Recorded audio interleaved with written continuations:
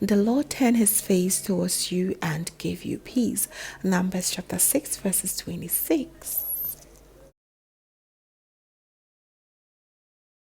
Hello family, a very warm welcome back to the Lovystouch food channel. Thank you so much for coming back. We all know January can get a bit busy, so it's important to make sure you have something at home that will make your cooking experience or cooking process an easy peasy one. So today I'm here to show you how to make the best all-purpose tomato-based stew. Make all your meals that requires tomato-based stew and easy peasy. With this, you can make your jollof rice, your quin, your wache, you name it, your fish stew, everything will be so easy. Here's way to make this. It is not stressful at all. It just comes so nice together. Please kindly stay tuned. I believe it's going to help you a lot. So let's get started. Well, to begin with, I have some fresh tomatoes here, which I'm going to wash and cut into manageable sizes. I'm cutting these into 4 pieces each, and once done, I'm going to also add some red aniseed peppers. These peppers give this tomato stew extra volume and extra beautiful color. As you can see, the tomatoes that are coming in lately is not like that reddish plumpy tomatoes that we used to have. As soon as I saw the color of these tomatoes, I like, Jack, I need something to make this work, because this wasn't giving at all. So once I'm done, I'll just cut those aniseed peppers into pieces as well, and I'm going to now go ahead with the next process. But first, I want to show you the rest of the ingredient that I'll be using for this all-purpose tomato-based stew.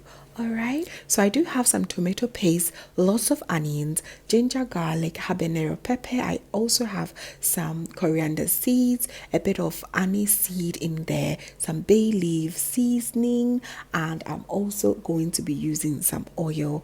I'll go ahead and list each and every one below in the description box, so please kindly check it out. So to begin with, I like to go ahead and boil my tomatoes. Just do not add any water. Allow it to boil on a medium to low heat, and it's going to release its natural juices. Do this for about 10 to 15 minutes.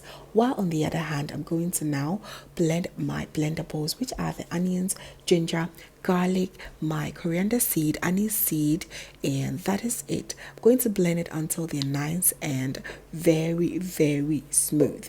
I'm going ahead to steam some turkey for my stock.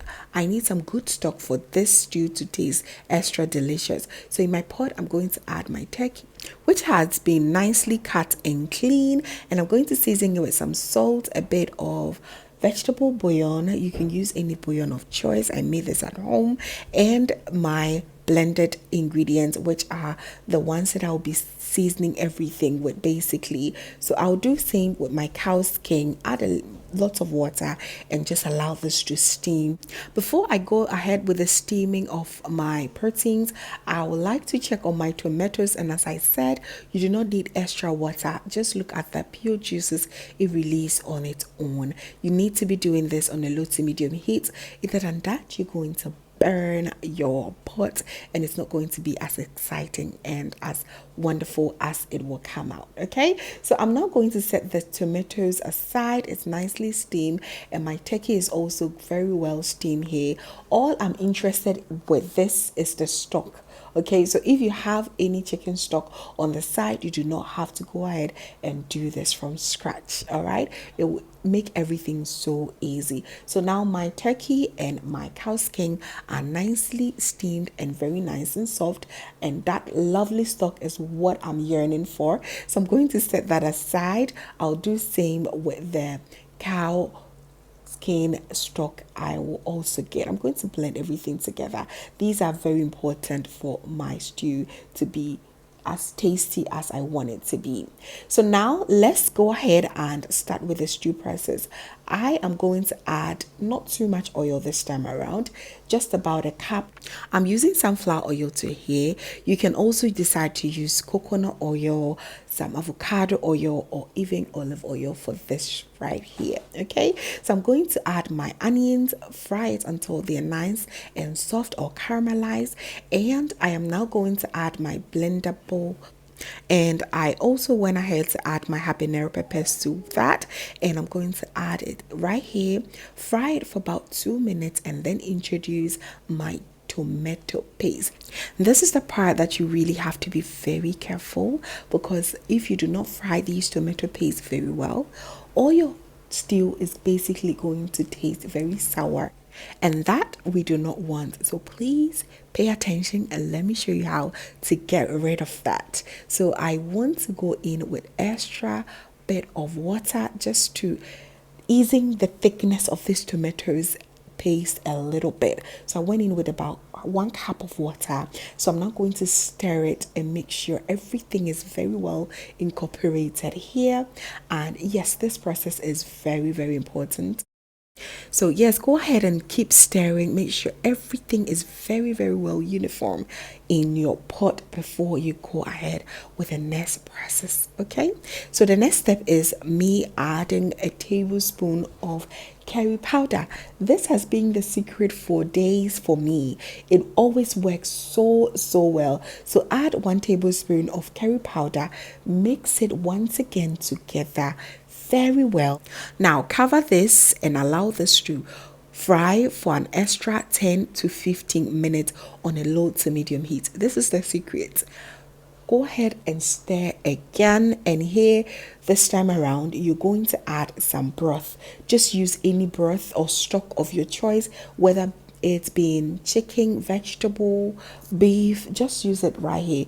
Use about 2 cups of that. Cover it once again and allow it to boil or cook for an additional 10 minutes. So while doing this or waiting, you just want to go ahead and blend your boiled tomatoes and onion peppers. You can also use some red bell peppers if that's what you have. Blend them and mix it everything together and allow it to just sit and wait till it is time to add to the stew. I have my turkey ready. I'm going to put it in the oven. I do not like frying turkeys at all, so I just want to go ahead and put it in the oven, and it was going to bake very nicely. So quick check on the stew. It's doing amazing. It begins to splatter here, so just make sure you are aware of that. Anytime you're checking on it, make sure you lower your heat. So here I'm going to add my blended boiled tomato and onion peppers. I'm going to now stir it very well together. Make sure everything is very well incorporated here, and I'm now going to add some bay leaves and the rest of my curry powder. Mind you, this all the season that I'm using here. You do not have to do too much with some delicious stews like this. You don't have to do too much at all. Remember, you have lots of stock in there, and I'm going to also add the rest of the stock right here. Stir it gently together. You know that it's not too thick here, so it's perfect for you to now cover it and allow the boiling process to take over. Yes, it is going to splatter, so be careful. The splattering is going to happen. Okay, so make sure you cover it once that is going on. Give it an extra 30 minutes for it to cook. Make sure you're doing this on a low to medium heat. The goal is not to have a very thick stew. We want it to be nice and light so that it will be able to pair with anything that comes in mind, especially if you want to pair with your spaghetti, for example. You need it nice and very light like this. It can go well with your jollof rice, having your fish stew, your beef stew, your chicken stew, your turkey stew, and the list will go on and on and on. Give it a good stir, and now I can see that it's doing so well. We made this stew with just a little bit of oil, as you can see. So now is the last bit of seasoning. I'm going to season it with my homemade vegetable bouillon and salt, and that is it, family. I'm going to cover it, allow this to simmer for an extra 10 minutes, and voila, our all-purpose stew is ready. It is ready. All that you have to do here is allow it to cool down before you pack them into your various containers.